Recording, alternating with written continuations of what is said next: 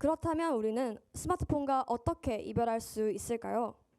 제가 스마트폰을 줄이기 위해 했던 노력들 위주로 여러분들께 알려드리고자 합니다.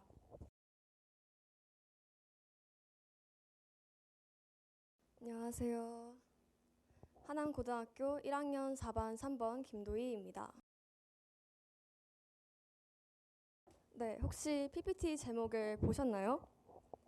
아마 이 노래 가사를 모두 알고 계실 겁니다. 그럼 제가 이별할 상대가 누구일지도 예상이 가시나요? 아마 그건 모르실 것 같은데요. 저는 바로 이 친구와의 이별을 하려고 합니다. 저는 이 친구 때문에 공부에 많은 방해를 받았고 그로 인해 성적이 하락하기도 하였습니다. 오늘은 내가 해야 할 일이 많으니까 폰을 꼭 30분만 하겠어 라고 마음먹었지만 결국엔 폰을 하다가 해야 할 일을 다 끝내지 못하고 잠드신 적 있으시죠? 네, 아마 저뿐만이 아니라 여러분들 모두 그런 적이 있으실 거라 예상합니다. 아직 저도 이별의 과정 속에 있지만 여러분들과 함께 스마트폰과 이별하기 위해 스스로 다짐하고 또 조언을 드리고자 이 자리에 서게 되었습니다.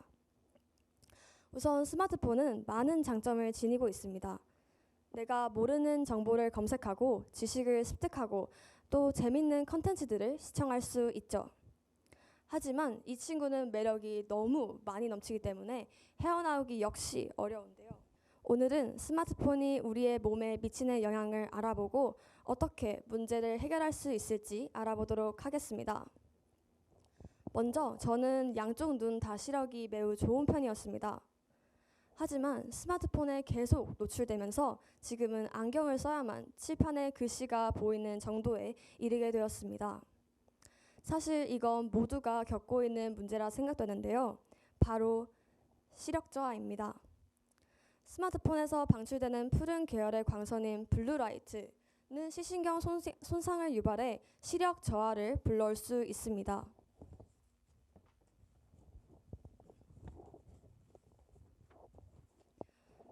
블루라이트는 가시광선이며 380나노미터에서 495나노미터 정도의 푸른 광선을 말하는데요. 이 블루라이트는 에너지가 매우 높아 눈의 각막이나 수정체에 흡수되지 않고 망막까지 직접 도달하여 기능 저하를 유발한다고 합니다. 두 번째는 팝콘 브레인입니다. 스마트폰으로 인해 뇌가 즉각적인 자극에만 반응하는 현상입니다. 인터넷 중독인 학생들의 뇌를 촬영해 본 결과 실제로 뇌 구조를 바꾼다는 사실을 알아냈습니다. 하루 2시간 미만 사용하는 학생들에 비해 뇌 신경섬유가 모인 백질의 두께가 두꺼워졌다고 합니다. 여기 보시는 이 사진을 보시면 이것은 스마트폰 중독자의 뇌 MRI인데요. 회백질이 얇아지고 백질의 크기가 커진 모습을 확인하실 수 있습니다. 저기 보이시는 화살표 2가 가리키는 부분이 회백질이고 3이 백질입니다. 이렇듯 스마트폰에 반복 노출될수록 우리의 뇌는 큰 자극에 내성이 생겨 도파민의 내성이 생겨 더 큰 자극을 추구하게 되고 일상생활에는 흥미를 잃게 됩니다.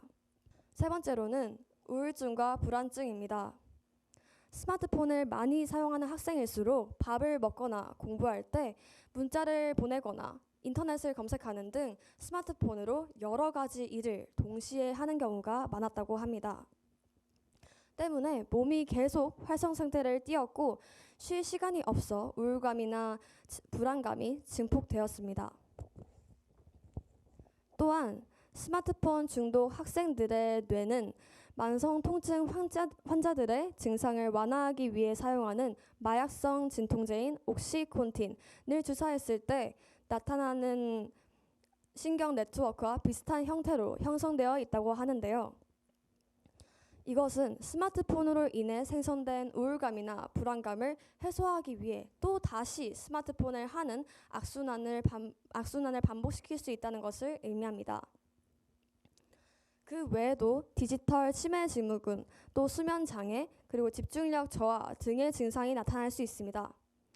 그렇다면 우리는 스마트폰과 어떻게 이별할 수 있을까요? 제가 스마트폰을 줄이기 위해 했던 노력들 위주로 여러분들께 알려드리고자 합니다.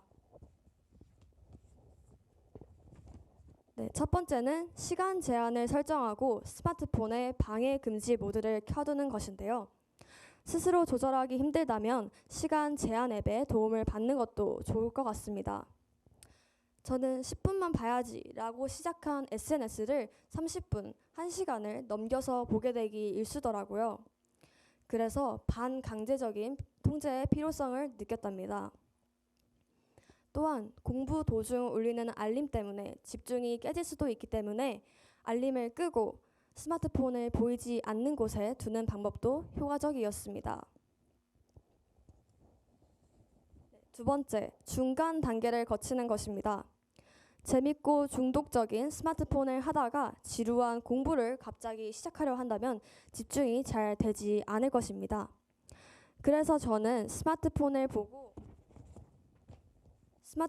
보고 나서 공부하기 전에 독서, 그림 그리기처럼 재밌지만 너무 자극적이지만은 않은 취미 생활을 하고 뇌가 차분해졌을 때 공부를 다시 시작하였습니다. 비유해 보자면 높은 곳에 올라갈 때 한 번에 점프하는 것보다는 한 번 의자를 딛고 올라서면 더 쉬운 것이 비슷할 것 같네요. 세 번째, 핸드폰을 보이지 않는 것에 두고 짧은 명상 시간을 가지는 것입니다. 하루에 15분 정도 명상을 하면 머리가 맑아지고 집중력이 향상된다고 합니다. 명상을 하는 방법은 눈을 감고 자신의 심장 소리에 집중하면서 천천히 호흡을 하는 호흡 명상법을 통해서 안정을 찾았습니다. 또한 각자 자신에게 맞는 명상법을 이용하신다면 더 좋은 효과를 낼 수 있을 거라 생각됩니다. 마지막으로 이루고 싶은 꿈을 생각하는 것인데요. 저 같은 경우에는 메디컬 관련 학과를 희망하고 있습니다. 아직 턱없이 부족하긴 합니다만 그래도 미래의 꿈을 이루어낸 저의 모습을 상상한다면 동기부여가 돼서 스마트폰을 끄고 다시 공부하게 되더라고요. 여러분도 자신의 목표를 생각하면서 앞을 향해 나아간다면 꼭 그 꿈을 이루실 수 있을 거라고 생각합니다.